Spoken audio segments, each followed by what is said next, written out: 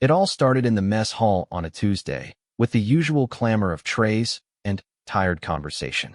Airman First Class Elena Vance sat alone at the end of a long table, her posture perfect even in relaxation, her eyes scanning a technical manual. To the casual observer, she was just another junior enlisted airman, slight in build and quiet in demeanor. A group of cocky young pilots, fresh from their morning sorties and still buzzing with adrenaline, swaggered in. Their leader, Lieutenant Mark Razor Dalton, spotted Elena. He'd seen her around, always reading, never socializing with the flight crews. "Check out the librarian," he smirked to his buddies. "Wonder what thrilling regulation she's memorizing today. Gunning for Airman of the Month?" The jab was loud enough to carry. A few chuckles rippled through his group. Elena glanced up, her expression unreadable, a faint, polite smile touching her lips before she returned to her manual. She didn't defend herself, which Razor took as victory. Later, in the hangar, he doubled down, complaining about a delayed parts requisition. "Probably stuck on Vance's desk," he groaned loudly. "She's probably ranking the priority forms by color and font. Gotta respect that kind of power." The laughter was broader this time, a story taking root. The myth of the desk-bound paper pusher, holding up the real work of the base, began to spread. Whispers followed Elena in corridors. Junior airmen, who might have been friendly, now gave her a wide berth, not wanting to be associated with the squadron's new punching bag. Unbeknownst to them, the technical manual she was reading wasn't for her duties. It was an advanced analysis of next-generation stealth composite materials, written in dense academic Russian. The forms on her desk weren't routine. They were part of a fragmented, highly classified logistics trail she was auditing for anomalies. And the polite smile she offered wasn't one of submission, but of assessment, cold and clinical. The tension reached its peak during a critical, large-scale readiness exercise. The scenario was a complete base lockdown and simulated cyber attack, designed to test every unit's response. Chaos was the point. In the bustling Tactical Operations Center, screens flickered with red alerts. Communications were spotty. Razor's squadron was grounded, their flight plans in disarray due to a cascading failure in the secure data link system. The ranking officer in the room, a harried major, was yelling at technicians. "I need that link restored. Our birds are blind." A captain suggested a complete system reboot, a process that would take hours and effectively fail the exercise. It was then that a calm, clear voice cut through the din. "A reboot is unnecessary and would compromise the secondary encryption layer. The fault is in the gateway node at Relay Kilo 7. It's a programmed obfuscation, not a failure." All eyes turned to the source. Elena Vance stood near the back, having entered silently. She wore her standard airman's uniform, but her bearing had shifted entirely. Gone was the hesitant junior airman. Her gaze was direct, her voice laced with an authority that didn't request attention, it commanded it. Razor, who was present to represent his grounded squadron, snorted. "Stick to your filing, Vance. Let the adults handle the war games." The major shot Razor a silencing look, but was clearly skeptical of Elena. "Airman, what's your basis for that assessment?"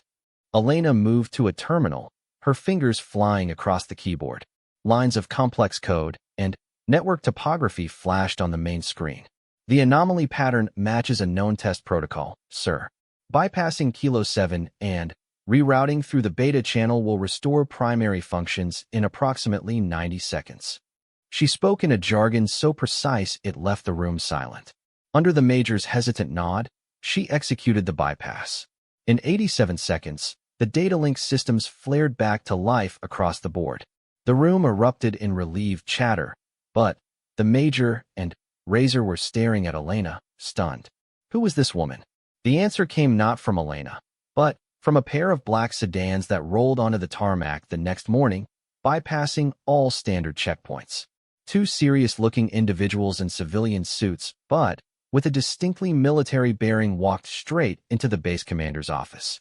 Shortly after, a base-wide alert sounded, summoning all personnel to the main briefing auditorium immediately.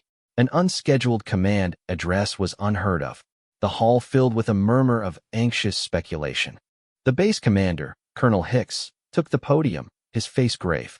Beside him stood the two strangers and, to the collective shock of the room, Airman First Class Elena Vance, now standing at rigid attention. By order of the Secretary of Defense and the Joint Chiefs of Staff, Colonel Hicks began, his voice echoing. This base has been operating as a host site for a top-tier, special access program for the last 18 months. A wave of confusion swept the crowd. The officer in charge of that program operates under deep cover, with authority exceeding my own in matters pertaining to her mission. Her cover title was Airman First Class. He paused, letting the implication hang. Razor felt a cold sweat break out on his neck. It is my distinct privilege, the colonel continued, to introduce to you the director of Project Silent Watch, Major Elena Vance, United States Air Force. He turned and offered her a sharp, respectful salute, which the two suited officials mirrored. For a long second, Elena stood motionless, her eyes sweeping the sea of faces, finally, resting on the pilot's section where Razor sat frozen.